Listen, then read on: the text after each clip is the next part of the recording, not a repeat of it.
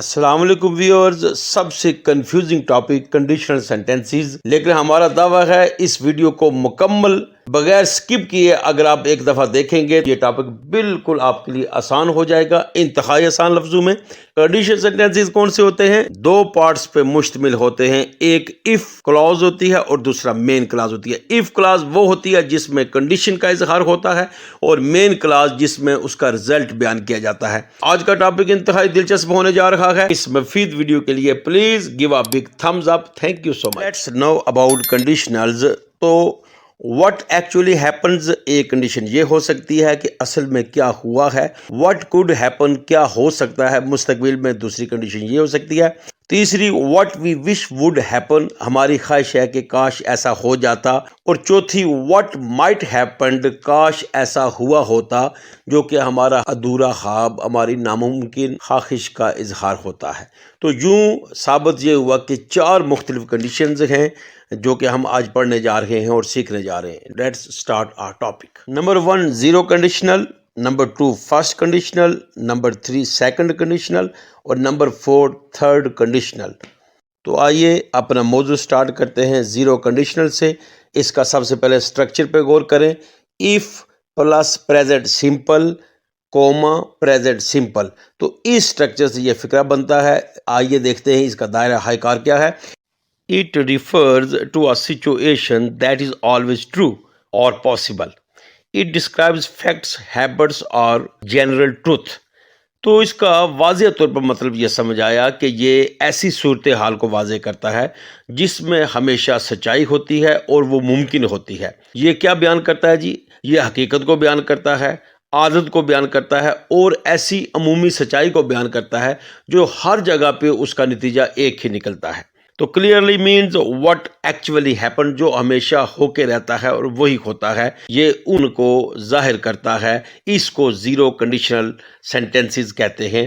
For example, if it rains the ground gets wet، اگر بارش ہوتی ہے تو میدان بھیگ جاتا ہے، گیلا ہو جاتا ہے۔ یہ ایک ایسا فیکٹ ہے جو ہر کہیں، ہر خطے میں، ہر ملک میں، ہر شہر میں ایسا ہی رہتا ہے۔ اس لیے اس میں دونوں پارٹس ہیں وہ پریزنٹ انڈیفینٹ میں کیے جاتے ہیں، چونکہ اس میں سچائی میں بالکل کوئی ڈاؤٹ نہیں ہے۔ جب بھی کوئی عمومی حقیقت کا بیان ہوگا جس کا رزلٹ بدل نہ سکے، ان کے دونوں پارٹس میں ہم پریزنٹ سمپل کا استعمال کرتے ہیں۔ if the wind blows the trees move، تو یعنی جب بھی ہوا چلتی ہے تو درخت ہلتے ہیں، تو یہ بھی ایک حقیقت ہے۔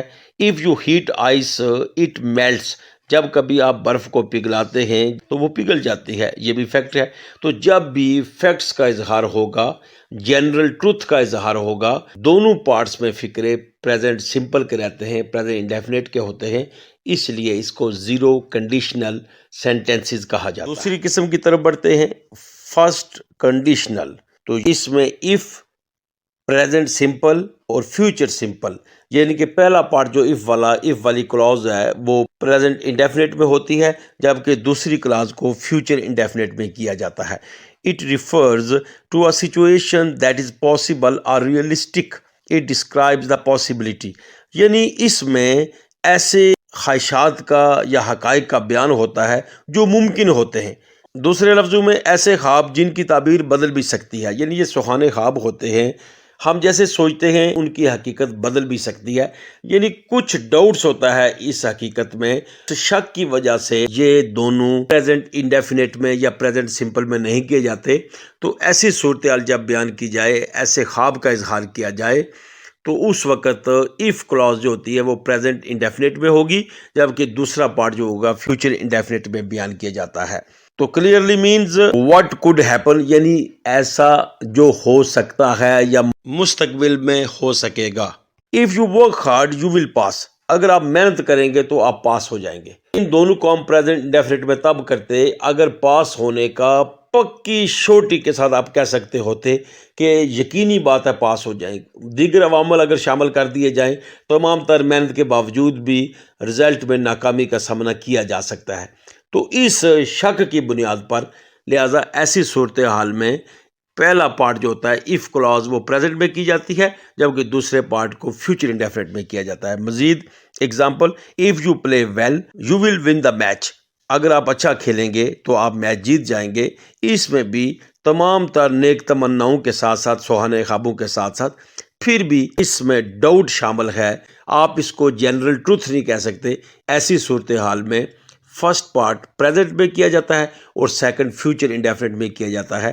اس کو فرسٹ کنڈیشنل کہا جاتا ہے. چلتے ہیں سیکنڈ کنڈیشنل کی طرف. تو اس میں سب سے پہلے اس کا سٹرکچر کیا ہوتا ہے؟ If clause, if plus past simple comma would یا modal verbs plus verb first form. یہ اس کا سٹرکچر ہے. It refers to a situation that is improbable, unreal or unlikely to happen. It describes imaginary or hypothetical idea. اس کا واضح طور پر مطلب یہ ہے، یہ ایک ایسی صورتحال کو واضح کرتا ہے جو اصل نہیں ہوتی، جس کے ممکنات کا زیادہ ہمیں کبھی یقین نہیں ہوتا. یہ ہمیں ایک تصوراتی یا فرضی خیال کو بیان کرتا ہے. لہذا سیکنڈ کنڈیشن جس میں کوئی فرضی خیال ہوتا ہے، جس میں کوئی گزری ہوئی بات ہوتی ہے، clearly means what we wish would happen, ہماری خواہش ہوتی ہے کاش ایسا ہو جاتا. یعنی خیالی پلاؤ آپ کہہ سکتے ہیں. اس میں خیالی پلاؤ کی بات ہوتی ہے جو ہم اکثر پکاتے رہتے ہیں، یا ایسی ادھوری خواہش ہوتی ہے جو ہم اکثر بنتے رہتے ہیں. اس میں ہم ایف کلاز میں پاسٹ انڈیفینٹ کا استعمال کرتے ہیں، جبکہ دوسری کلاس میں وڈ یا کسی ماڈل وربز کے ساتھ ورب کی فرسٹ فارم کا استعمال کریں گے. For example if she won the lottery she would buy a palace. اگر وہ یہ لاٹری جیت جاتی تو وہ ایک محل خرید لیتی. اگر وہ جیت جاتی تو ایک محل خرید لیتی. تو اس میں ایک خیالی پلاؤ پکایا گیا ہے کہ اگر ایسا ہو جاتا تو وہ ایسا کر لیتی، لیکن یہ ایک ناممکن سی خواہش ہے. if I were you، اگر میں آپ کی جگہ ہوتا، I would be prime minister، تو میں وزیر اعظم ہوتا. کہ جیسا کہ ہم نے کہا if کلاز میں پاسٹ انڈیفینٹ کا استعمال کرتے ہیں، اس طرح یہ was یا were یہ بھی سیکنڈ فارم ہوتی ہے be was been. تو یہ سیکنڈ فارم کا استعمال کیا گیا.